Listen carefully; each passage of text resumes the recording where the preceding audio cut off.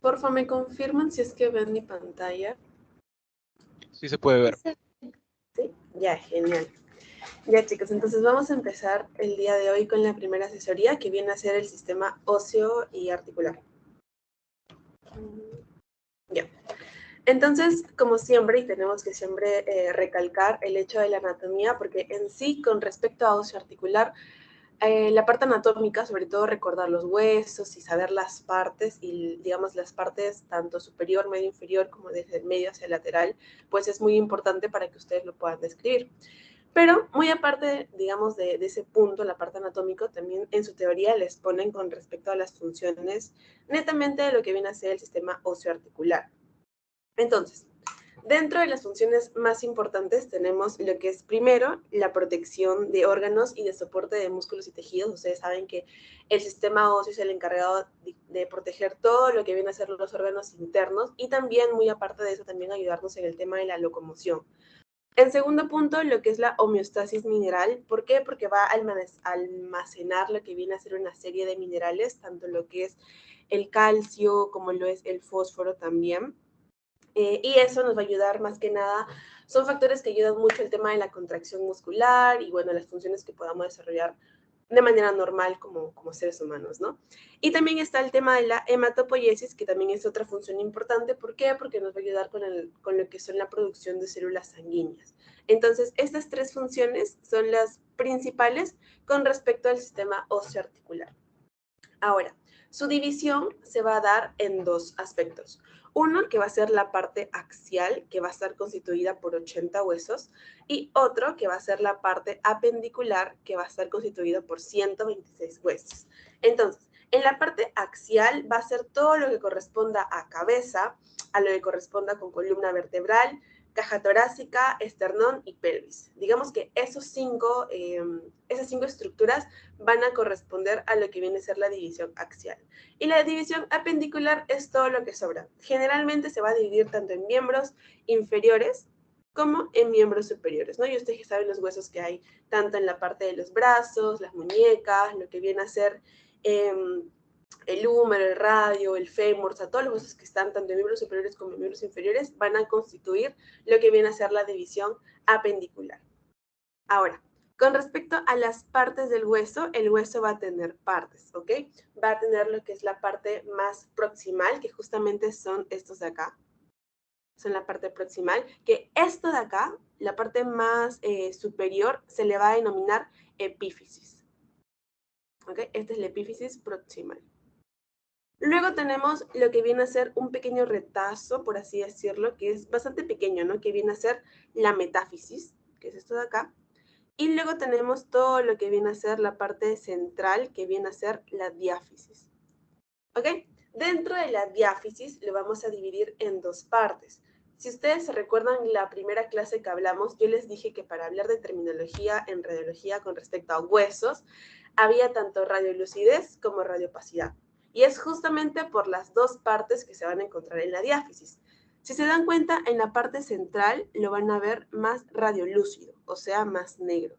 En cambio, más lateralmente lo van a ver más blanco, que se va a ver más radiopaco. Entonces, esto blanco que va a estar, digamos, radiopaco, es lo que denominamos la cortical. Por ambos lados. Lo blanco es la cortical, que se ve radiopaco. Y lo del centro, que justamente contiene a la médula, que es líquido, lo vamos a ver radiolúcido, ¿ok? O sea, se va a ver negro. Entonces, la diáfisis se va a dividir en dos partes. La parte cortical, la parte más externa, y la parte medial, o sea, la parte del canal medular. Igual en la parte inferior también tenemos lo que es la metáfisis ya distal y lo que viene a ser la epífisis proximal. Con respecto a las trabéculas, son justamente estas líneas que ven acá que parecen como estrías, como si fueran ramitas, ya, eso se le denomina trabéculas, que también se pueden describir en algunos huesos o en algunas estructuras óseas también. ¿Ok?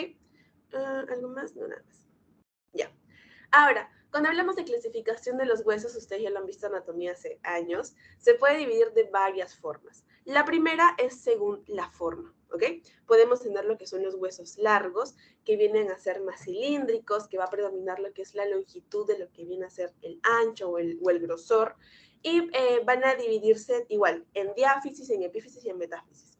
Y dentro de los huesos largos, pues tenemos lo que es el húmero, el fémur, lo que son los metacarpos, un montón de huesos que ustedes ya, bueno, ya conocen, ¿no?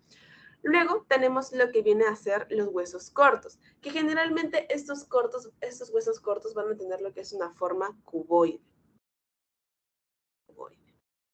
Y justamente por cómo es su forma, que son más chiquitos, más redonditos, más gordos, es que estos huesos cortos nos van a ayudar en lo que viene a ser la amortiguación.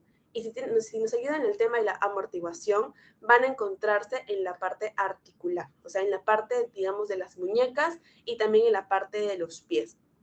Entonces, acá tenemos justamente lo que son los huesos del carpo y los del tarso, esos dos.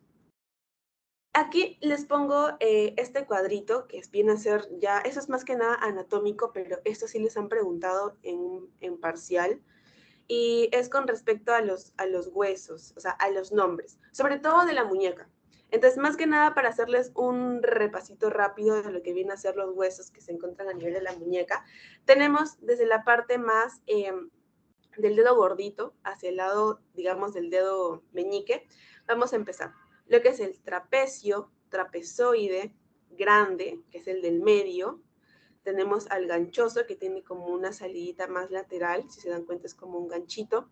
Estos dos que están súper juntitos, que ambos son con la P, pisiforme y el piramidal más abajo. Tenemos el semilunar y el más grande, que justamente va para el dedo gordo, es el escafoides. ¿Ok? Esto es anatómico, yo sé que hay un montón de mnemotecnias que ustedes pueden usar, pero les pongo más que nada para que lo recuerden, porque sí ha venido en pregunta de examen. Entonces, esto sí también le ponen un asterisco porque les pueden preguntar. Ahora, otra clasificación también, seguimos con el tema de según su forma, podemos tener lo que son los huesos planos. Estos huesos planos, a diferencia de los anteriores, van a sobresalir porque son más delgados, más que anchos, más que largos, van a predominar por la contextura que tienen, o sea, son huesos bastante planos. Y estos lo que van a tener su función principal es el tema de proteger algunos órganos. Por ejemplo, el que más resalta es este hueso grande, que viene a ser los huesos de la cadera, que justamente se encuentran en una zona que van a proteger órganos bastante importantes. Otros huesos planos tenemos lo que es la escápula y también acá podemos encontrar los huesos de la cabeza. ¿Okay? Esos tres tipos se encuentran dentro de los huesos planos. Y por último tenemos lo que son los huesos irregulares, que generalmente van a ser impares. Y acá tenemos como principal ejemplo lo que vienen a ser los cuerpos vertebrales o las vértebras. Y en algunos casos, algunos huesos de la cara también pueden ser huesos irregulares, ¿no? Pero es más que nada aquellos huesos que, bueno, no tienen una forma definida, no predominan ni ancho, ni alto, ni la longitud, ni el grosor, ni nada, sino que ya son huesos impares que sirven principalmente en el caso de, por ejemplo, de las vértebras como protectores para lo que viene a ser el sistema nervioso central. ¿Ok? Entonces, esos cuatro tipos de huesos, según su forma, tienen que recordarlos. Ahora, al igual como yo les puse y les recomendé leer correctamente a nivel respiratorio, a nivel cardiovascular, a nivel osteoarticular, también hay una forma de poder leer correctamente lo que es el sistema óseo. Entonces, ¿cómo es que vamos a leer un estudio del sistema óseo? Recordemos que tanto en radiografía, en sistema respiratorio como en cardiovascular, hablamos mucho de densidades. La densidad calcio, densidad metal, densidad agua, grasa y también densidad aire. Con respecto al sistema óseo, lo que más vamos a ver es la densidad metal. La densidad metal. Acá sí, en sistema óseo nos va a importar lo que es la densidad grasa. ¿Por qué? Porque generalmente en el caso de fracturas o luxaciones o en el caso de que haya presencia de cuerpos extraños como balas, en ese caso, la grasa que está alrededor o el tema de la inflamación que se pueda ver alrededor del hueso nos va a dar una impresión mucho más certera en ese aspecto. Entonces, acá sí lo que es la densidad grasa nos va a importar. Y algo más, obviamente, vamos a ver lo que es la densidad cálcica, ¿no? Más que nada, esas tres densidades son las que van a predominar en este apartado, ¿no? Muy aparte de la líquida o el agua y el aire, pues esas tres son las que más vamos a ver. Entonces, ¿cómo es que vamos a leer un estudio del sistema óseo? Acá se los he resumido en esta tablita de las 3, 6, 7 cosas que ustedes tienen que ver siempre que vean una radiografía de algún hueso o alguna estructura ósea. Entonces, lo principal y lo primero que tienen que ver es la incidencia. ¿En qué incidencia está tomada esta radiografía? Si es una incidencia frontal, si es una incidencia lateral. En el caso de fracturas, por ejemplo, tomar ambas incidencias es muy importante porque nos importa ver, digamos, de manera general lo que es la estructura ósea. Entonces, acá sí es importante que ustedes lo puedan describir y sobre todo solicitar, ¿no? Si es que es una imagen frontal, como es este caso, miren cómo ven los huesos de manera frontal, o si es que es una radiografía lateral donde podamos ver, en este caso, la parte del pie y lo que viene a ser los huesos también de la pierna. Ahí, ya. Luego tenemos lo que viene a ser las densidades óseas y también lo que es la morfología y el número y tamaño. Entonces, cuando hablemos de densidad ósea, nos va a ayudar mucho para poder diferenciar dos términos. Uno que es la osteopenia y otro que es la osteopetrosis. Entonces, cuando hablemos de densidad ósea, si lo queremos decir de una manera vulgar y rápida, es ver si es que está bien blanco o si es que está bien transparente. Entonces, en el caso de una osteopenia, el color o la densidad que va a tener los huesos va a ser mucho más transparente. O sea, se va a ver mucho más transparente. A diferencia de la osteopetrosis, que acá sí ustedes van a ver que los huesos se van a ver bastante radiopacos, ya casi como una densidad metal. Entonces, esta densidad ósea va a estar aumentada, va a estar incrementada. Y eso también tenemos que describirlo cuando nosotros leamos una radiografía de alguna parte o alguna estructura ósea. Otra cosa importante es con el tema de la morfología.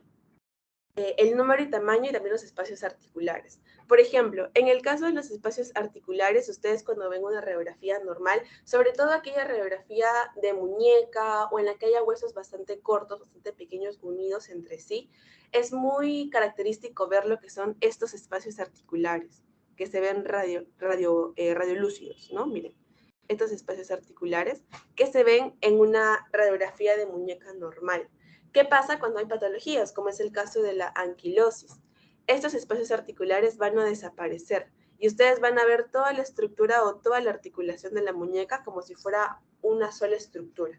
Entonces, también describir que no ven espacios articulares, que los ven disminuidos, que solamente ven uno, que ven dos, también es importante al momento de leer el sistema óseo. Con respecto a la morfología, el número y tamaño. En algunos casos también puede aparecer lo que es una agenesia. ¿Qué quiere decir? Que no hay el hueso.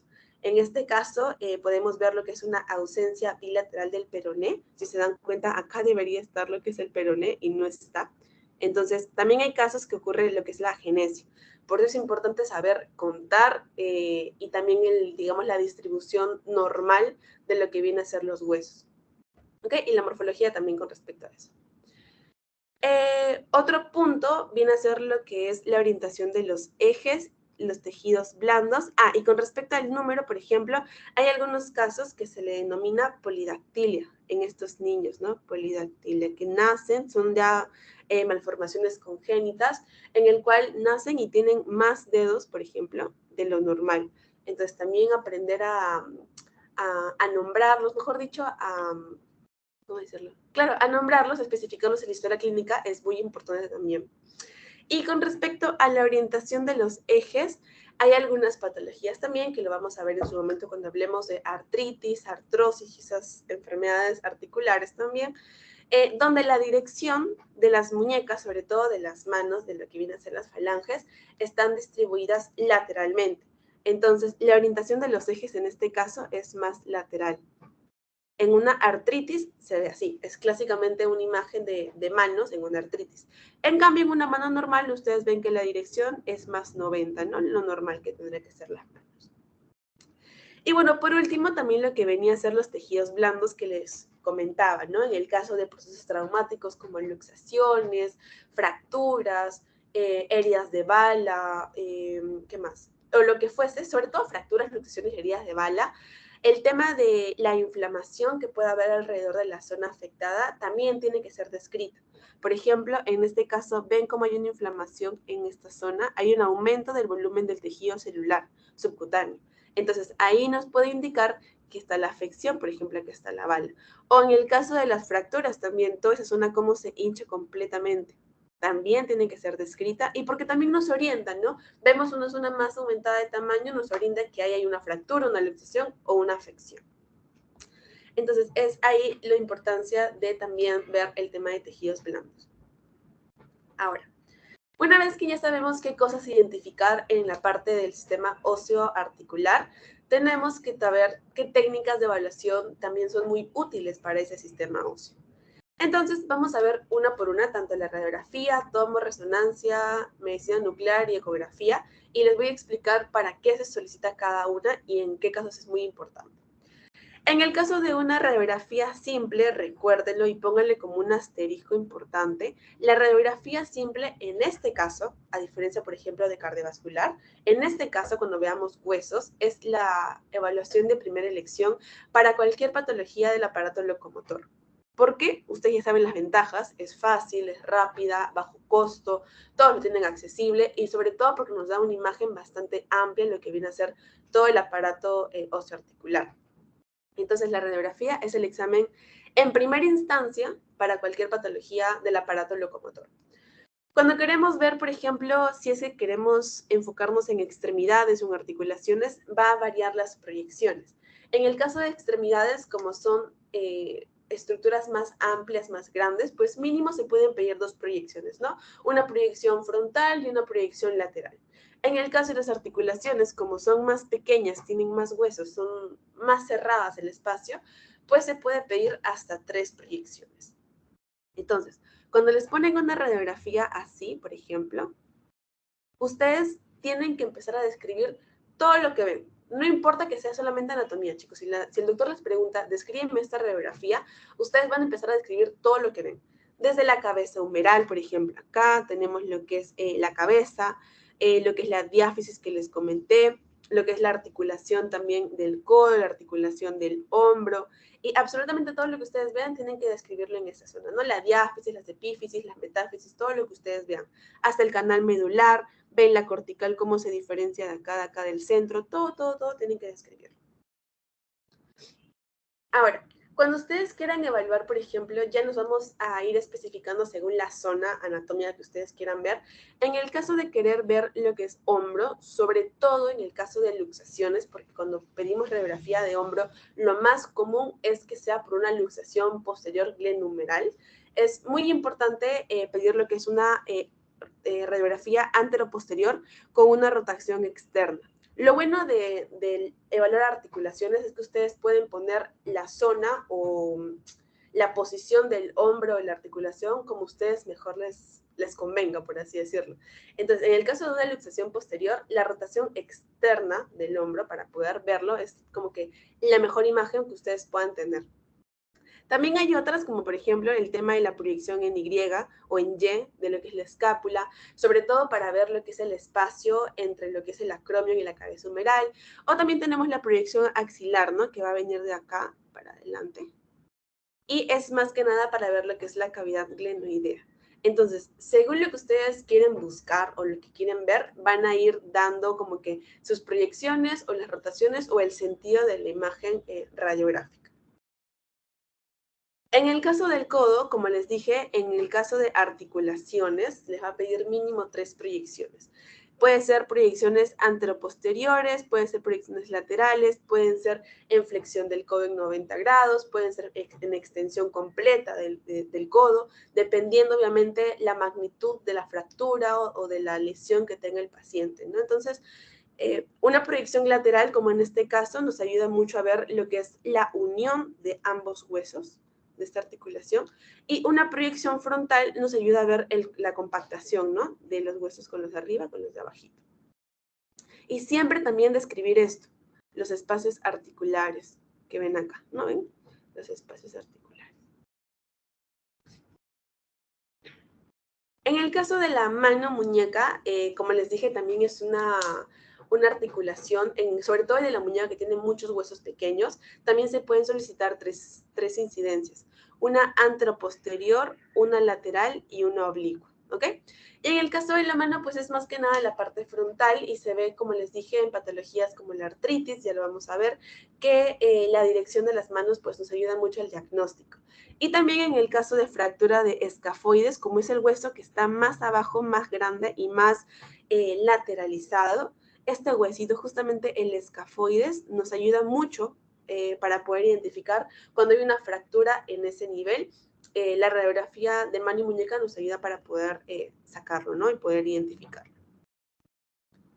Ven acá también. En el caso de la cadera y la pelvis, como son estructuras más grandes, son bastante completas, también nos ayuda mucho, sobre todo en el caso de fracturas. Ya cuando lleven traumato, es un curso muy bonito, pero cuando lleven traumato van a ver que existen muchos tipos de fracturas, sobre todo a este nivel. Y sobre todo adultos mayores, ¿no? De viejitas adultas mayores que se caen y se fracturan la cadera, la pelvis, lo que fuese.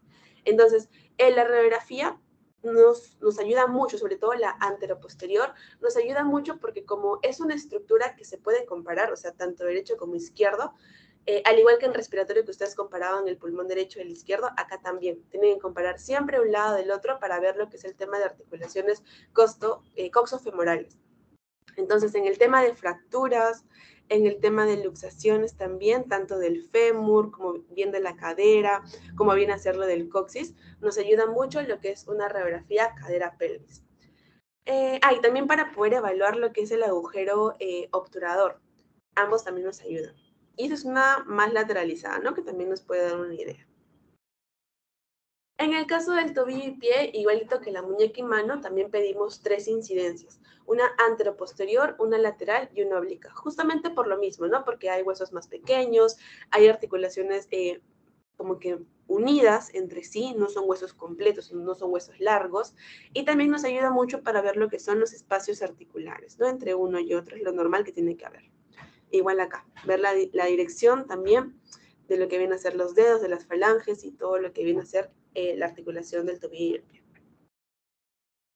En el caso de la rodilla, de igual forma, también es una articulación, por eso pedimos tres incidencias, anteroposterior, lateral, que son las más comunes, y acá vemos lo que es la tangencial de rótula, para poder evaluar lo que es justamente la parte más anterior que viene a ser la rótula.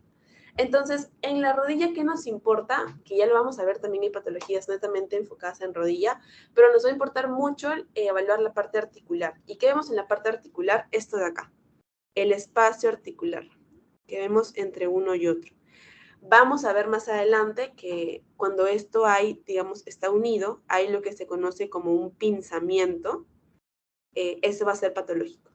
Entonces, eso se puede ver en una radiografía de rodilla.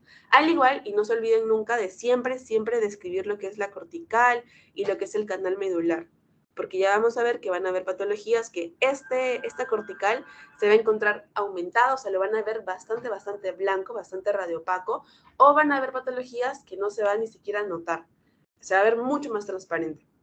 Entonces siempre fíjense toda la parte del borde que tiene que tener la parte cortical, la parte blanca y la parte central que tiene que ser del canal medular.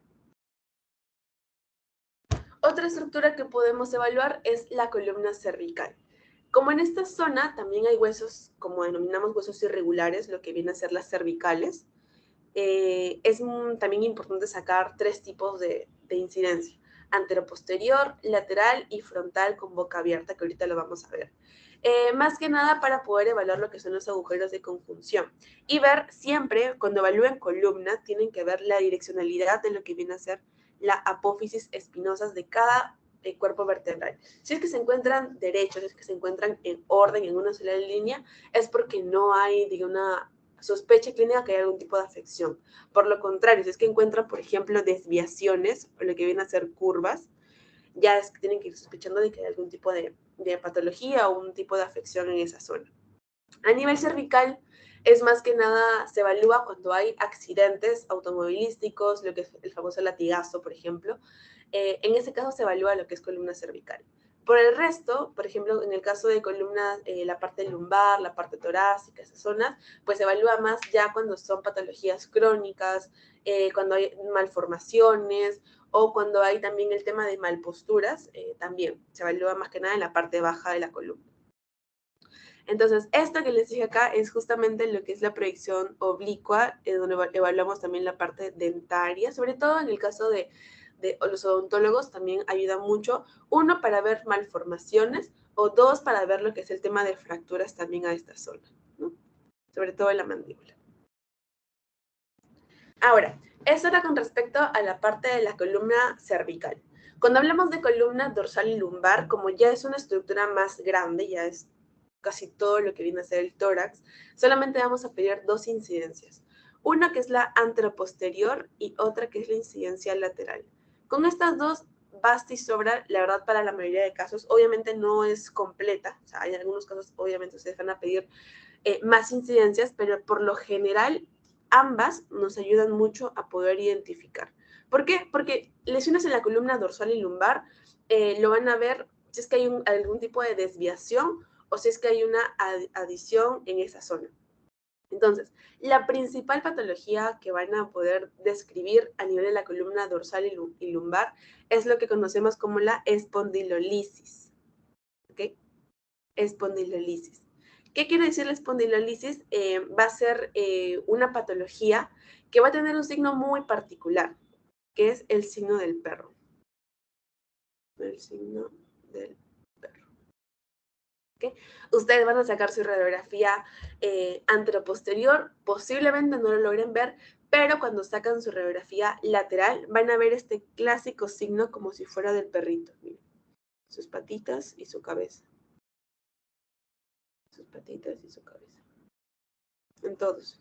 Entonces, esta patología lo vamos a ver más adelante. Yo se los puse en esta clase porque también se lo mencionan en su clase, entonces para que lo vayan recordando, cuando hablen, digamos, de alguna afección a nivel de la columna dorsal y lumbar, y vemos a nivel, digamos, de esta zona de una forma oblicua, y vemos lo que es el famoso signo del perro, donde vamos a ver no solamente una vértebra, sino varias, porque son comprometidas una tras otra. Miren, en la acá se ve mucho mejor. Cuando vean eso y vean el signo del perro, lo relacionamos con lo que viene a ser la espondilolisis, ¿ok? Y bueno, ya para que lo sepan a grandes rasgos, lo que viene a ser la espondilolisis es la ruptura o la ruptura de lo que es la lámina de las vértebras. Entonces, como hay una ruptura, se van a empezar a separar y dan esa idea o esa imagen de lo que viene a ser un perro, ¿no? El signo del perro. Y ya por último tenemos lo que es a nivel sacro y coxis, que también podemos solicitar lo que es una radiografía anteroposterior y lateral, y es más que nada para ver lo que es el tema de articulaciones en esa zona, ¿no? Las articulaciones sacroiliacas que podamos ver a ese nivel, ¿no? Sobre todo acá. Acá. Y la parte final también acá. Entonces, eso es con respecto a lo que viene a ser radiografía. Claro, rayos X o radiografía, que acuérdense lo principal, que es el estudio de elección en primera instancia para cualquier patología osteoarticular, y según la zona o la articulación que ustedes van a ver, pues van a ir solicitando más o menos incidencias. Ahora, con respecto a la tomografía también nos va a ayudar mucho en lo que viene a ser osteoarticular. No va a ser el estudio de primera instancia porque no en todos los centros lo tenemos, es un poquito más costoso, no tan de fácil acceso, pero a diferencia de la radiografía, pues nos va a dar una imagen mucho más amplia. ¿Por qué? Porque tiene varios cortes. Cuando uno toma tomografías, tiene varios cortes amplios que nos permiten comparar lo que es la simetría articular, también la parte anatómica y también las partes blandas. Entonces nos da una imagen más compleja, más integral, más total de lo que viene a ser estructuras, y sobre todo lo vamos a tomar en cuenta en el caso de las fracturas. Entonces, la tomografía lo que va a hacer es reproducir netamente la superficie ósea en 3 dimensiones. Lo vamos a poder observar en diferentes ángulos y es muy importante para la traumatología y la ortopedia. Aquí hay un resumen de lo que vienen a ser las indicaciones en qué casos específicos ustedes van a pedir una tomografía. Como les dije, a la cabeza está el tema de fracturas, lo que son fragmentos óseos, ya sea articulares, intraarticulares, para poder determinar exactamente la cantidad o números de de fragmentos óseos, lo vamos a ver en el tema de fracturas, la importancia de contar cuántos fragmentos óseos hay. También es muy importante cuando son estructuras complejas. Una radiografía nos da una imagen, digamos, de primera, ¿no? Lo que tú ves como una foto.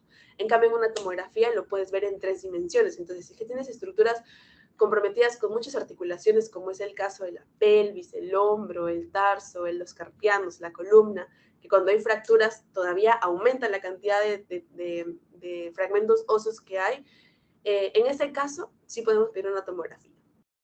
En el caso, por ejemplo, de consolidaciones también, o presencia de pseudoartrosis, también podemos pedirlo. En una displasia de cadera, en el caso de tumores, también nos ayuda mucho para ver la densidad.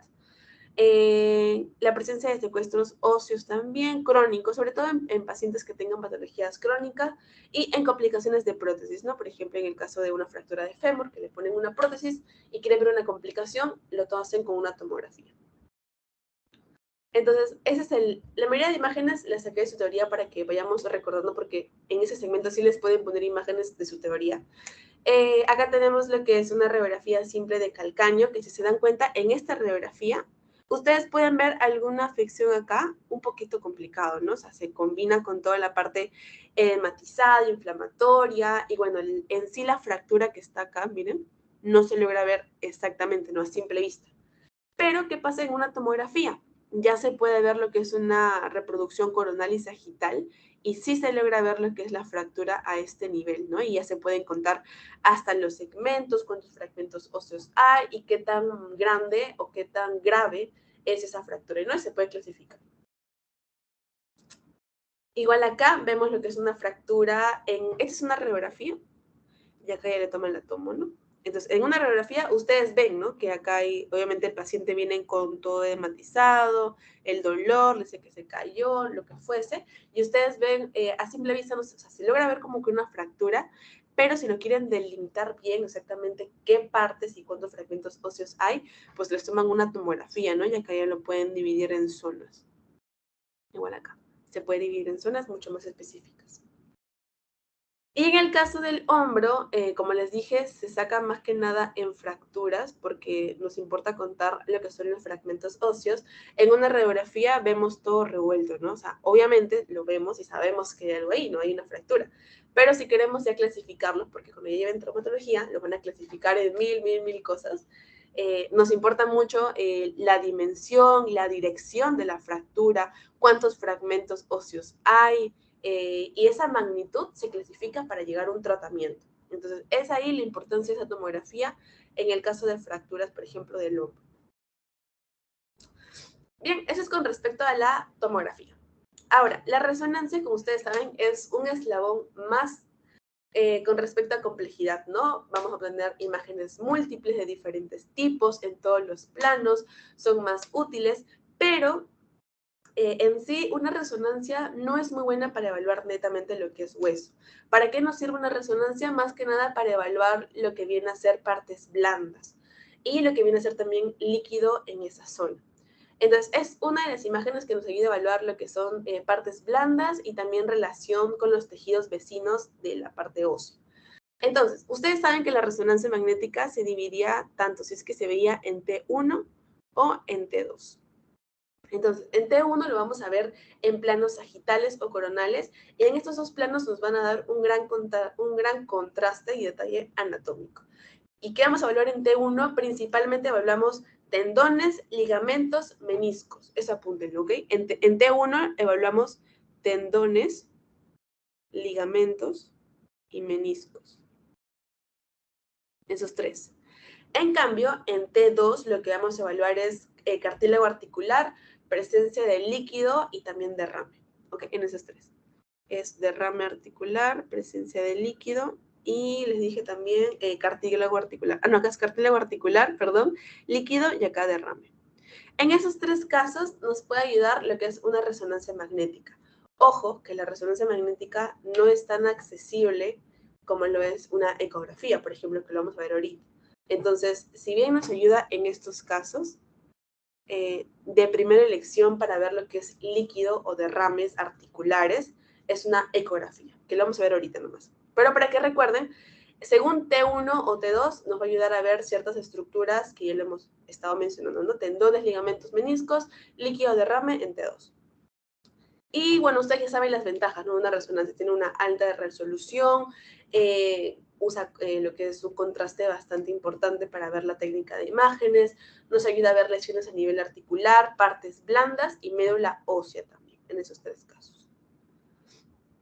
Esto de acá les dije que lo apunten porque también les pueden preguntar, esto de acá, si es en T1 o en T2. Ya.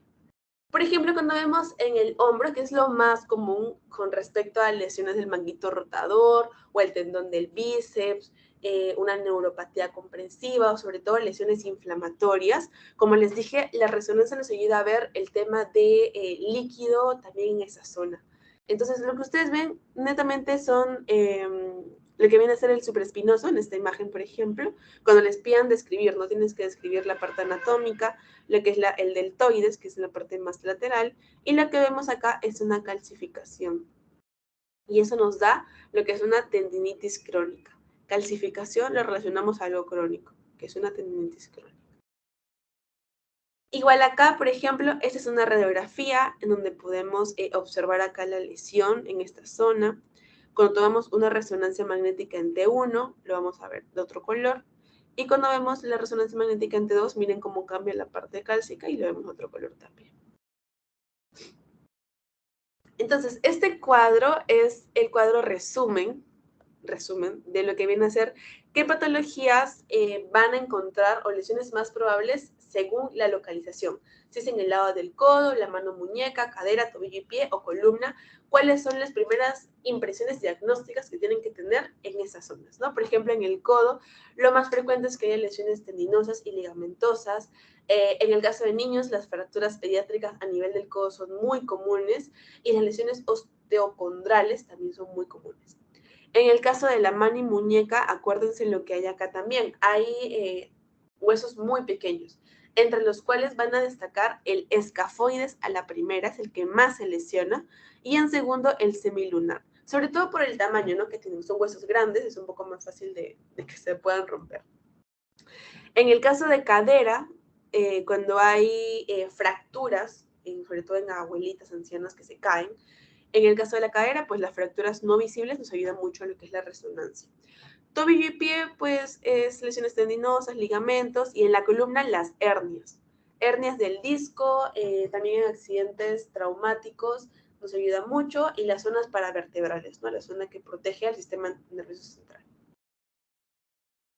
Y ya, esta es la penúltima, creo que es la ecografía, que como les he venido mencionando, la ecografía va a ser un estudio bastante útil, sobre todo cuando queremos evaluar líquido libre en las cavidades o cuando queremos evaluar calcificaciones. Entonces, cuando queremos ver primero pequeñas colecciones líquidas dentro de tendones o dentro de zonas pequeñas, la ecografía es de primera elección. Si bien es cierto, la resonancia también nos ayuda mucho, la ecografía es un estudio más accesible. Entonces, es por eso que es la primera opción para poder ver colecciones líquidas. ¿Ok? En segundo punto, también nos ayuda a ver mucho lo que viene a ser partes blandas, justamente por cómo evalúa, ¿no? Desde la parte más superficial hasta la parte más profunda. La ecografía no nos va a ayudar para ver lo que es una fractura, lo que es una luxación, porque al momento de que el ecógrafo o los transductores chocan con el hueso, te va a dar una imagen como que de un solo color y no van a poder identificar lo que es la fractura. Es por eso que nos ayuda más que nada a la parte de tejidos blandos y líquidos. Una desventaja, como dice acá, no muestra detalles como el caso de una resonancia, una tomografía, y nos ayuda mucho para ver más que nada, evaluar lo que son los tendones, los manguitos, el manguito rotador, lo que es calcificaciones, lo que son, en el caso de cadera de niños, porque son más pequeñas, ahí sí nos ayuda mucho. Pero por el resto, es mejor pedir lo que es una tomografía, una resonancia o una radiografía. Entonces, les ponen una ecografía, tienen que saber la parte anatómica, los músculos, los tendones que se encuentran ahí, lo que es el caso de del supraespinoso, que es esto de acá. Lo que viene a ser estas calcificaciones que ven acá. Y el deltoides, ¿no? Y eso se puede traducir en una tendinitis crónica. Calcificaciones con C de cronicidad. Igual acá, ustedes lo que nos da una imagen ecográfica es desde la parte más superior hasta la parte más llegando a la cortical ósea. Entonces, este es como si fuera el hueso, y imaginemos que este es el hueso. Entonces, esto de acá que ven es la cortical ósea, y todo lo que viene arriba es la parte de tejido celular, de lo que es el tejido, ¿no?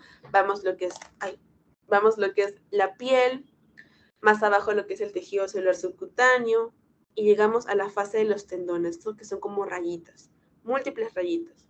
Entonces, por ejemplo, cuando hay desgarros en a nivel de tendones, van a ver lo que es una raya así negra, las líneas negras, ¿no? Así, que van a entrecruzar lo que es el tendón normal. Igual acá, en el caso de una tendinocinovitis, lo que van a describir, sinovitis es colección líquida en la parte del tendón. Entonces, eso es lo normal, ¿no? El tendón que vaya por acá y vean las líneas largas. Y de la nada, acá se corta y ven todo de un solo color negro. Esto es líquido, colección líquida. Igual acá, miren. Está normal, todo normal, y de la nada, colección líquida. Ese es en el caso de una tendinocinovitis. Y eso nos sugiere inflamación, ¿no? Obviamente en la zona.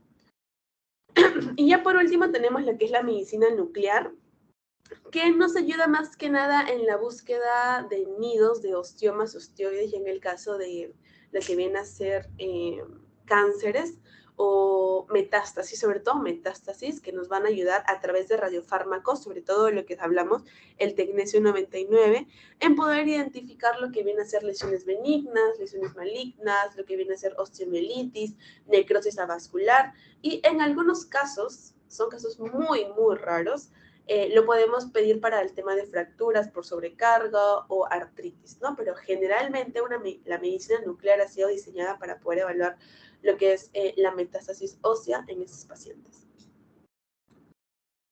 Entonces, eso sería todo por la primera asesoría. ¿Tienen alguna duda de esa? Si no, ya para pasar a la siguiente. ¿Todo claro, chicos?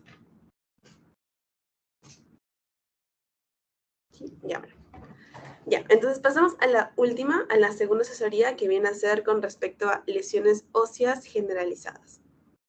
Entonces, recordando una vez más el tema de, en un hueso normal, lo que nosotros vamos a ver, o cómo es que lo vamos a dividir, es según si es que tenemos la epífisis, que es la parte más proximal, la diáfisis, que es la parte del medio, y la epífisis distal, que viene a ser acá. En la metáfisis casi nunca se menciona, porque es como la continuidad, no es como la unión de ambos. Entonces, generalmente está dividido en epífisis y diáfisis. Y como ustedes saben, a nivel de la diáfisis, vamos a tener dos componentes. El primer componente, que es el componente cortical, que es justamente esta línea blanca de acá. Y tenemos el componente central, que es donde está el canal medular. Entonces, eso es lo que vamos a ver, digamos, en una forma normal. Igual acá, ven que tenemos la parte cortical, que se ve más radiopaco, y toda la parte central ya está más proximal, vemos lo que es radiolúcido, ¿no? Lo que es el canal medular. Eso es lo primero que ustedes tienen que identificar en un hueso normal. Ahora, hablando fisiopatológicamente, van a ver estructuras, van a ver, ¿cómo llamarlo? Claro, van a haber estructuras que nos van a ayudar mucho con respecto a la mineralización o a la densidad ósea que tenga nuestro hueso. Acá vamos a hablar de dos. Uno que son los osteoblastos y otro que son los osteoclastos. En el caso de los osteoblastos, están en la zona más cortical, en la zona más externa, justamente también en lo que viene a ser la unión córtico-medular, y ellos nos van a ayudar a lo que viene a ser la reabsorción ósea. Entonces, cuando hay, digamos, alguna alteración de los osteoblastos, lo que va a aparecer es que habrá una disminución de la producción. Si disminuye su producción, ya no va a haber ese color, digamos, radiopaco de la cortical, y va a empezar a desmineralizarse, va a empezar a disminuir la densidad. Es por eso que una de las causas de que pueda haber disminución de la densidad ósea es justamente la disminución de la producción de los osteoclastos. Y en la segunda causa es con respecto a los osteoclastos. Estos es osteoblastos. En el caso de los osteoclastos, ellos se encargan de hacer fagocitosis a lo que viene a ser el hueso, ¿no? O sea, cada cierto tiempo, pues el hueso se va desgastando, ellos fagocitan cierta cantidad y pues el hueso se mantiene normal y sano. ¿Qué pasa cuando esta reabsorción, o sea, el trabajo que hacen los osteoclastos se incrementa? Va a haber una reabsorción ósea incrementada, una reabsorción ósea alterada y por lo tanto van a reabsorber más de lo que deberían. Es por eso que también ocurre lo que es la disminución de la densidad ósea, justamente relacionada a lo que vienen a ser los osteoclastos. Entonces, ambos, osteoblastos como osteoclastos, están vinculados con la fisiopatología de lo que es la pérdida de la densidad ósea o con las lesiones articulares. Ahora, esta sección, o sea, esta otra parte de su clase, lo dividen en dos. Uno son las patologías que están relacionadas a la pérdida de la densidad ósea y otra parte de las patologías que están relacionadas al aumento de la densidad ósea, ¿ok? Van a ser pérdida y aumento. Entonces, en el caso de la densidad ósea, ustedes saben que va a variar según la edad. No es lo mismo la densidad ósea de un niño de 3, 4 años, un infante, a la densidad ósea de un adulto mayor. Con respecto o conforme van avanzando los años, la densidad ósea va disminuyendo. Dependiendo también, digamos, si es que es mujer u hombre, ahorita vamos a ver que va a aumentar esta pérdida ósea o va a ser como que no tan grave.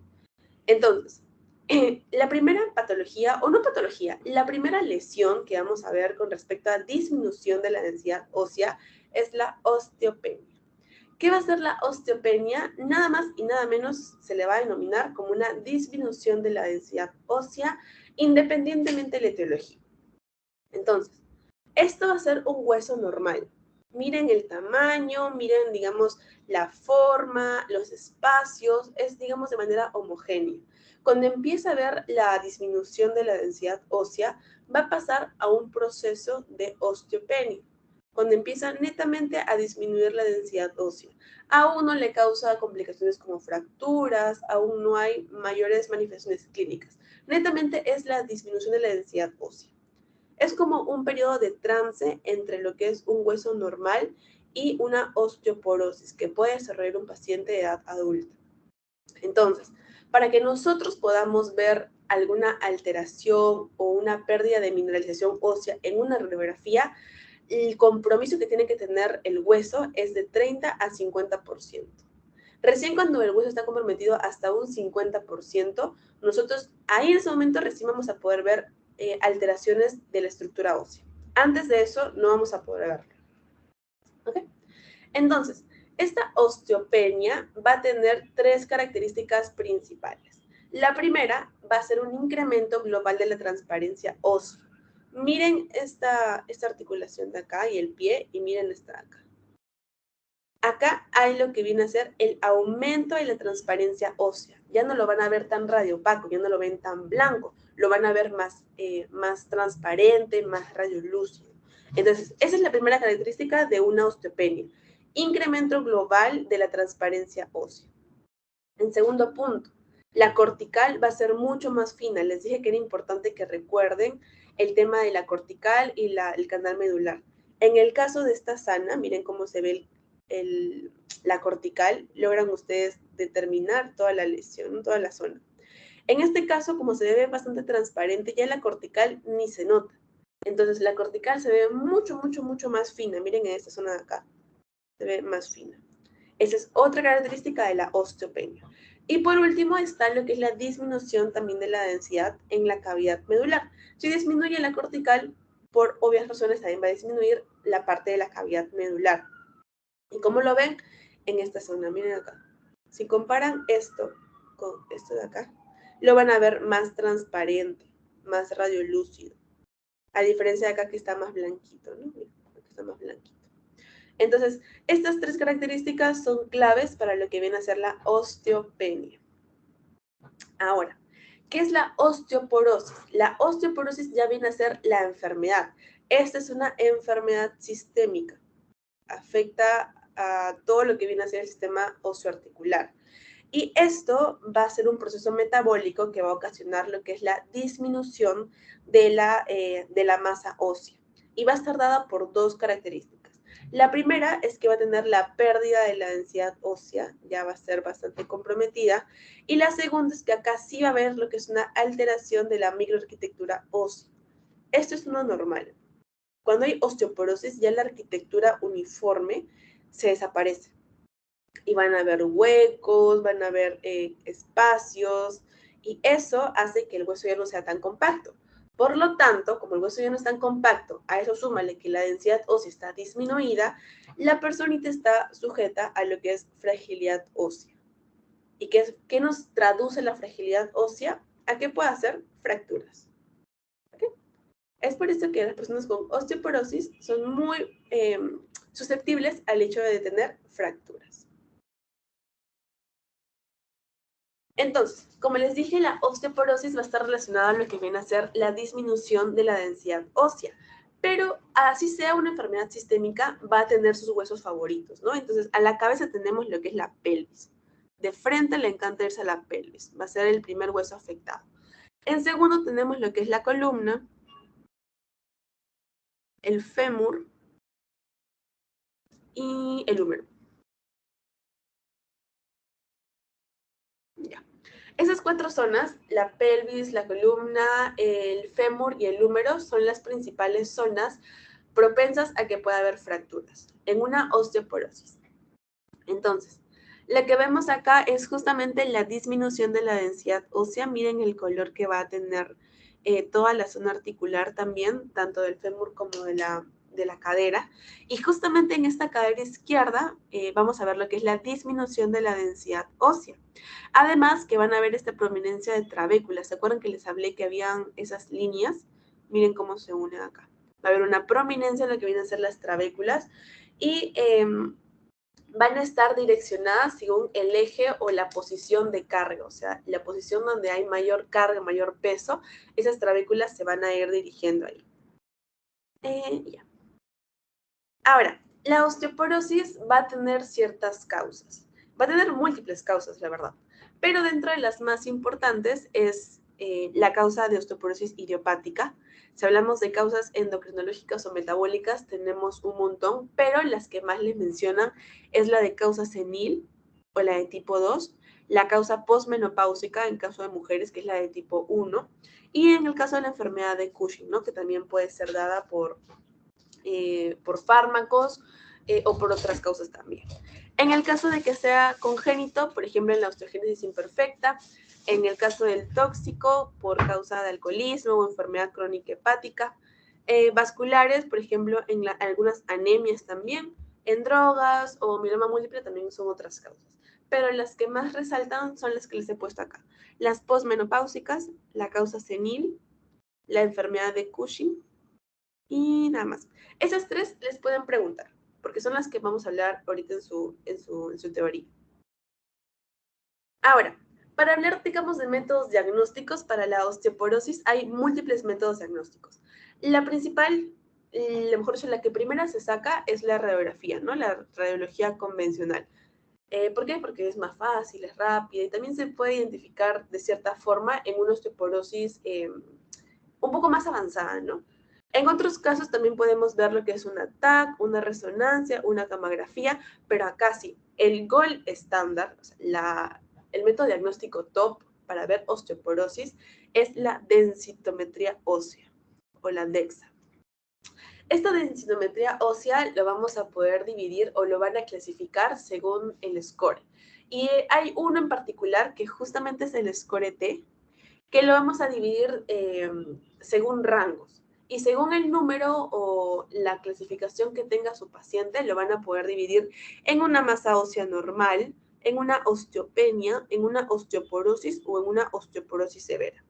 Entonces, en el caso de un score T que va de 0 a -1, divisiones estándares, es una masa ósea normal. En el caso de que sea de -1 a -2, eso ya es una osteopenia.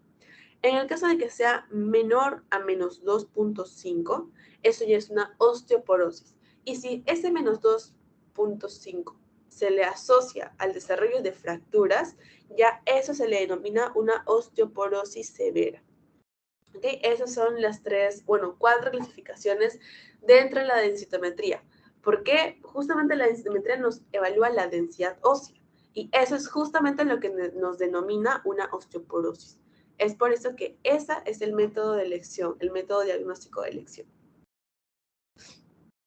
Ahora, en osteoporosis van a haber múltiples hallazgos radiológicos. No es como un patrón en particular, sino que va a haber como que varios tipos de imágenes que podamos ver. Esta va a ser, por ejemplo, un cuerpo vertebral normal, ¿no? De esa forma, todo regular, bien bonito, bla, bla, bla.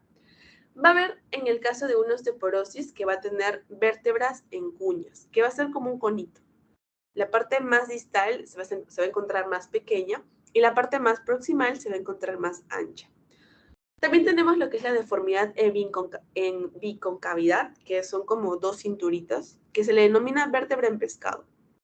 Ahorita lo vamos a ver en una imagen, que se aplana o se encorva por ambos lados. Y luego tenemos la aplastada en torta, que es más chata, más larga que ancha, ¿no? Es así. Entonces, esos son los tres tipos de hallazgos radiológicos que se pueden estar asociados a lo que es una osteoporosis. Entonces, en esta imagen de acá, por ejemplo, ven lo que son los cuerpos vertebrales normales. Miren el tamaño, la forma, la cortical que tiene, el color, las apófisis espinosas, cómo se encuentran todas unidas y parejitas bien bonitas. Miren el caso de esta paciente. Es una osteoporosis porque vemos que este cuerpo vertebral, a comparación de este, se encuentra diferente. Miren el tamaño, la forma, el contorno. Entonces, en este caso, en esta columna lateral, porque generalmente en una osteoporosis para ver los tipos se pide una radiografía lateral, podemos ver estos cuerpos vertebrales irregulares, ¿no?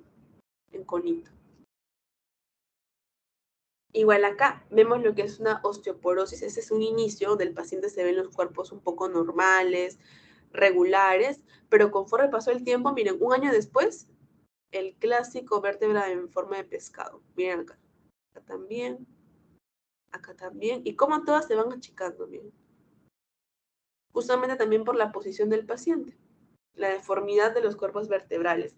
Esta es una causa de osteoporosis senil, que tiene que ver también mucho con la postura del paciente. Miren estos cuerpos, chiquitos, en curvas. Ahora, eso es con respecto a la osteoporosis. Otra patología también relacionada a lo que es la disminución de la densidad ósea es la osteomalacia. ¿Qué viene a ser la osteomalacia? Es una mineralización incompleta del tejido osteoide en lo que viene a ser el hueso esponjoso y cortical maduro.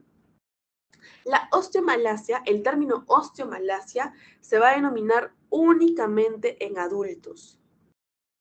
Adultos, ¿ok? Solo en adultos, porque en niños se le va a denominar raquitismo. Cuando hablemos de osteomalacia, únicamente en adultos. ¿Y cuál va a ser la característica más importante en esos pacientes? El encurvamiento de los huesos, principalmente de los miembros inferiores. Este encurvamiento ya nos está indicando, nos está orientando a una osteomalacia. Ahora, dentro de, muy aparte también de lo que viene a ser los huesos largos incurvados y deformados, también vamos a tener lo que son algunas fracturas por insuficiencia. Estas fracturas por insuficiencia, nos van a dar lo que viene a ser estas líneas, que se le denominan líneas de Loeser o Lusser. Estas líneas van a ser líneas bilaterales simétricas, pero si se dan cuenta, no llega a completar lo que es a la otra cortical. Netamente llega como a la mitad, un poquito más. Por lo tanto, no ocasiona una fractura directa, pero si es que el paciente no se trata, si es que el paciente no se hace ver, pues a la larga nos puede conllevar a un factor de riesgo para desarrollar fracturas. Entonces, estas líneas de acá, en un contexto de osteomalacia, se le denomina líneas de Lusser. Entonces, esta es una osteomalacia. Como hay una disminución de la densidad, obviamente lo vamos a ver así. Miren esta zona de acá. Una disminución. Y acá podemos ver lo que es una osteopenia generalizada. Y en toda la zona, miren toda la osteopenia generalizada. Y vemos lo que son los huesos largos incurvados y deformados. ¿Ven? Ligeramente está incurvado por acá. O encorvado, creo que se dice, perdón. Perdón por la dislexia. Encorvado. Se encuentran acá. Y en la radiografía de miembros, también de los miembros superiores, vamos a ver lo que es una metáfisis irregular y vamos a ver lo que es la deformidad en copa. Acá, mira, una deformidad en copa. Creo que la otra se ve mejor. Ya, por ejemplo, acá. Vemos lo que es la osteomalacia y la deformidad en copa. Miren acá. Rectos. Acá también rectos. En toda esa zona, ¿no? Y acá es lo que les decía, la zona del loser o líneas del loser. Creo que lo ven bien, miren, voy a agrandar. Ahí justamente donde señala la flecha hay una pequeña radiolucidez que nos traduce a lo que viene a ser las líneas del loser. Se encuentran ahí. Igual acá, miren, acá se ve mucho mejor lo que viene a ser estas líneas del loser. Uy. Y acá también. Que no llegan a la otra cortical, sino que se quedan al medio. Otra patología que también vemos a causa de una disminución de la densidad ósea es la osteolisis. Y su nombre lo dice, lisis, viene a ser destrucción. Es la destrucción ósea que ocurre como respuesta a cualquier tipo de agresión a nivel óseo. Entonces, vamos a tener, por ejemplo, lo que normalmente vemos es la parte del hueso, la parte de los tendones y la parte del hueso no inflamatorio. Pero, ¿qué pasa en una osteolisis? Esta región donde debería haber tendones, líquidos, o sea, la unión, no va a existir. Y por lo tanto va a haber una destrucción completa del hueso, va a haber una destrucción ósea. Entonces, ¿en qué casos puede haber esa destrucción ósea? Que desaparece el hueso, ¿no? Como que se comiera. En primera puede haber esta osteolisis debido a un reemplazo protésico. O sea, ¿qué quiere decir un reemplazo protésico? A causa de la presencia de un cuerpo extraño. Le ponemos una prótesis a una paciente que tuvo una fractura de fémur, el cuerpo lo rechaza y genera lo que es una granulomatosis. Granulomatosis por un cuerpo extraño. Y eso nos empieza a producir lo que es una osteolisis alrededor de todo el hueso. Empieza a comerse como que todo el hueso y se empieza a deformar. Obviamente en este caso se tiene que sacar lo que es la prótesis porque la paciente no lo asimiló y pues mejor se saca antes de que siga ocurriendo lo que es la osteolisis, ¿no? Y van a ser lesiones radiolucentes, multilobuladas y van a ser bien definidas. Ahora, otra causa de que pueda ocurrir una osteolisis es por debido a una enfermedad de Worman o una enfermedad también denominada del hueso evanescente. ¿Qué quiere decir? Esta enfermedad va a afectar a ambos sexos por igual, tanto en niños o adultos jóvenes, aunque también aparece más que nada en la quinta o sexta década de la vida. Entonces, esta patología, esta enfermedad de Worman va a tener una clínica y un laboratorio específico. Va a ser variable según cada paciente, va a presentar lo que es un dolor agudo, va a presentar lo que es un dolor agudo, un dolor insidioso, va a haber un aumento del volumen de la zona afectada. La distribución articular va a ser, en un inicio, va a ser en un solo lado, siendo la mayoría de pacientes de una forma progresiva, ¿no? Pero inicialmente va a estar ubicada en un solo lado. La localización más frecuente, eso sí lo apuntan, va a ser a nivel de las clavículas, de las escápulas, de lo que viene a ser las costillas y las vértebras. En esas cuatro zonas. ¿Okay? La enfermedad de Worman se va a ver en las clavículas, en las escápulas, costillas y en las vértebras. Y su diagnóstico diferencial, el único, la verdad, es con la osteomielitis. Osteomielitis. O en algunos otros casos puede ser por una osteonecrosis o una neoplasia, pero principalmente por una osteomielitis. Entonces, ¿cómo lo van a ver? ¿Cómo van a ver esta enfermedad? Su nombre lo dice, es el hueso evanescente. Van a haber zonas donde los huesos empiezan a desaparecer. Por ejemplo, en este caso, lo que es la parrilla costal, miren cómo se toma esta imagen y acá empieza a desaparecer lo que son los huesos. Acá también, miren, como si lo hubieran mordido. Igual también en esa articulación se logra ver. como hay una disminución de lo que viene a ser la estructura ósea, ¿no? Ya que se tienen que evaluar las causas. Igual acá, una osteolisis por enfermedad de Wormham, donde vemos acá que hay una destrucción, ¿no? Esta es una reconstrucción en 3D. Entonces se puede ver mucho mejor la parte afectada. Hay una destrucción de la clavícula, de la escápula derecha, y lo que va a afectar es la región glenoidea, acromion y espino escapular. Bien, entonces esas son todas las patologías o lesiones con respecto a cuando hay una disminución de la densidad ósea. Ahora, cuando hay un aumento de la densidad ósea, vamos a tener a la cabeza y primero lo que es la esclerosis. Esclerosis. Cuando vean este aspecto blanco, a veces piensan más blanco, más calcio, más fuerte. Y no. En este caso, cuando vemos un aumento de la densidad, vamos a ver que el aspecto blanco global que tiene la zona va a ser traducida como una esclerosis. Y esto se va a ver en casi todos los huesos, o al menos en la mayoría de huesos. ¿Y qué quiere decir esto? Este blanco nos traduce a un aumento también de la fragilidad ósea. Fragilidad ósea. ¿Ok? Y también nos ayuda a poder identificar lo que es la pérdida de lo que es la trama también de las trabéculas óseas, porque lo ven todo blanco. Entonces, como lo ven todo blanco, va a ser difícil que ustedes puedan diferenciar la cortical, la cavidad medular, las trabéculas, etcétera de cosas, ¿no? Entonces, como se ve todo blanco, como hay una esclerosis, aumento de la densidad ósea, pues también nos ayuda, nos dificulta, mejor dicho, a poder ver completamente lo que es la trama normal. Entonces, en el caso de una osteoesclerosis, esta es una patología de un aumento de la densidad ósea. Entonces, ¿cómo es que se va a observar? En una radiografía, el signo común de una osteoesclerosis es el de jersey de rugby, que es las camisetas clásicas de un deporte muy conocido en Estados Unidos, o también se le denomina vértebra en sándwich. Entonces, ¿qué quiere decir eso o cómo se traduce? Es que en estas vértebras la densidad ósea se va a encontrar incrementada y lo van a dejar ver netamente en las partes superiores y en las partes inferiores. Entonces van a ver un compromiso de las corticales mayor en la parte superior como en la parte inferior. Por eso es que se ve blanco y en el centro negro. Y nos da la impresión de que estamos frente a este signo, de jersey, de rugby o de vértebra en sándwich. Entonces, ambos signos se relacionan con lo que es una osteoesclerosis. Osteoesclerosis. Igual acá, miren, esta es una radiografía donde lo podemos ver, se logra ver bastante claro, pero obviamente en una TAC se va a ver mucho más claro. Miren cómo se ve acá, blanco, blanco, y en el centro, negro. Igual acá.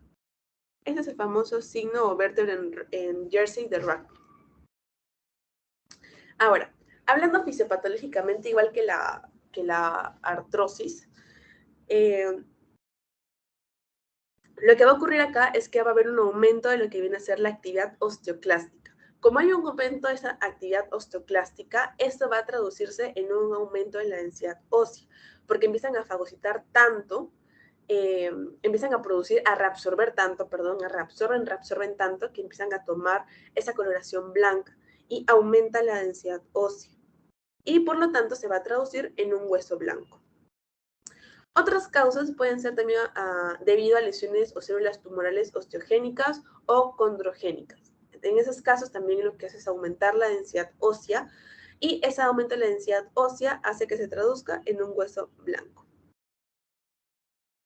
Las causas, al igual que el anterior también que les puse, pueden ser causas dispersas o múltiples que afecten, por ejemplo, en el caso de la enfermedad de Payet, que es la más característica, o puede ser en el caso de difusas generalizadas, que ya afecten como que más, completamente casi toda la estructura ósea, y tenemos acá lo que es la osteopetrosis. Entonces, acá les hice un pequeño resumen. En el caso del aumento de la densidad ósea, lo podemos dividir si es que afecta de forma difusa o si es que afecta de forma focal. En el caso de que afecte de forma difusa, tenemos que pensar en dos patologías o dos lesiones. La primera, que haya metástasis osteoblásticas difusas, en primera instancia por un cáncer de próstata, O en segundo caso, tenemos que empezar en una osteopetrosis, que es un poco menos frecuente que la primera. Pero cuando hablamos de tipo o de distribución difusa, esas dos. En el caso de que hablemos de una distribución focal, ya tenemos lo que son metástasis osteoblásticas localizadas, tienen que decir localizadas, en el caso de una necrosis avascular del hueso y en el caso de la enfermedad de Payet. Esas tres las relacionamos con el tipo focal. Entonces, empezamos con la primera, que son las metástasis blásticas. Estas metástasis blásticas, o sea, las lesiones óseas que van a tornar una tonalidad blanca, van a estar relacionadas o van a aparecer cuando hablemos de algún tipo de cáncer primario. ¿Ok? Estas metástasis se deben o son a causa de un cáncer primario. Ya la cabeza, dentro de los múltiples cánceres que pueden haber, el más común es el cáncer de próstata, que va a estar dado en un 80% y van a ser múltiples. Entonces, si les ponen un caso con respecto a metástasis blástica y les preguntan cuál es la causa más frecuente, la causa más aparente, en la primera es cáncer de próstata. Luego tenemos otros como cáncer de mama, el carcinoide, carcinoma de células transicionales, neuroblastomas, etcétera, pero la cabeza siempre es cáncer de próstata, ¿ok? Y esta metástasis blástica va a afectar a ciertas zonas en particular. Primero, los huesos largos. Les encanta irse a los huesos largos, ¿no? Como el fémur, precisamente el hueso. Luego tenemos lo que es la pelvis. A la pelvis también le gusta irse, lo que es la columna y lo que son las costillas. Esas cuatro zonas son muy características de infiltración metastásica. Igual acá, lo que vamos a ver es una metástasis osteoblástica por un carcinoma prostático. Miren cómo se ve a nivel de la pelvis, esa es una radiografía. Entonces vemos múltiples manchitas que están ahí asociadas en la parte de la pelvis, ¿no? Miren cómo se puede ver. El color que torna toda la parte ósea no es uniforme. Igual se va hasta la parte de acá. Si comparamos esta zona con la de acá, se va a ver mucho más radiopaca. Y a comparación de la otra que se ve más radiolúcida. Igual con el fémur, miren cómo se ve acá, la zona que ven acá. Entonces vamos a ver múltiples áreas blancas en lo que viene a ser el hueso también. Y como les mencioné, cuando hablamos de cáncer o metástasis, el tema de las gamografías es, la gamografía ósea va a ser el gol estándar, al menos acá en Perú, va a ser el gol estándar para poder identificar lo que son, más que nada, la distribución o qué tan infiltrado está el paciente con respecto a esta metástasis, ¿no? Entonces, acá se van a poder identificar y se puede hacer lo que es un control al pasar del tiempo, ¿no? Y en una tomografía también vamos a ver lo que es esto, ¿no? O sea, esta es una radiografía donde podemos ver cierta sospecha, ¿no? De que hay algunas zonas más blancas a comparación de otras zonas, ¿no?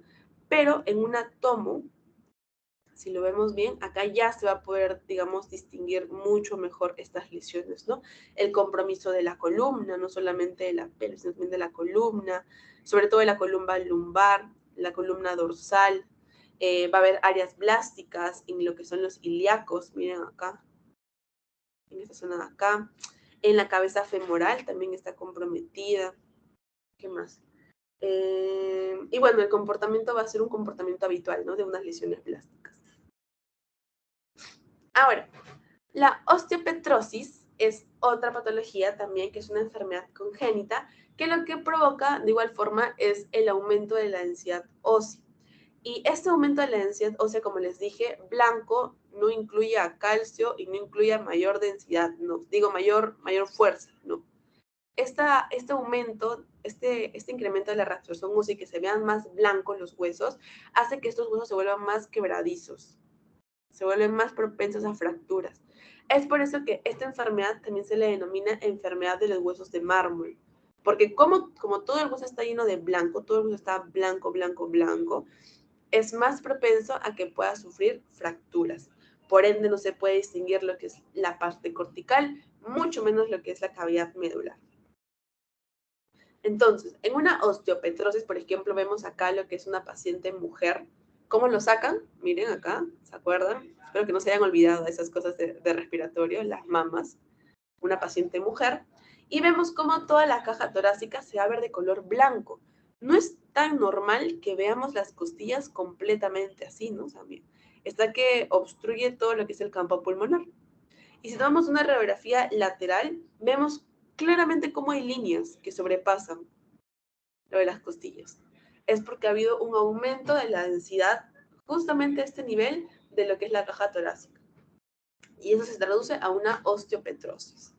En el caso de niños, también vemos cómo se comporta, todo el hueso se ve de color blanco, blanco, blanco, blanco. No logran distinguir la parte cortical, mucho menos la cavidad medular. Miren estos huesos, como parece que fuera densidad metálica. Todo se traduce en blanco. Eso es una osteopetrosis. Y ya por último tenemos lo que es la enfermedad de Payet, que es una enfermedad crónica por una infección crónica por paramyxovirus, apúntenlo, por paramyxovirus, que va a afectar, a diferencia del anterior, va a afectar a lo que son pacientes adultos mayores, sobre todo varones, pagan pato los varones, en edad avanzada. Y se caracteriza igual por una destrucción y una regeneración anormal ósea con posibles malformaciones o deformaciones. Va a tener fases, va a tener 3 fases, lo que es una fase lítica, blástica y mixta. Y por lo general en una radiografía se suelen presentar patrones muy dispersos. Por ejemplo, en esta zona van a ver el aumento de la densidad y acá también. ¿Cuáles van a ser las zonas más afectadas en la enfermedad de Payet? A la cabeza está la pelvis. Es la zona más afectada. La pelvis es la zona más afectada.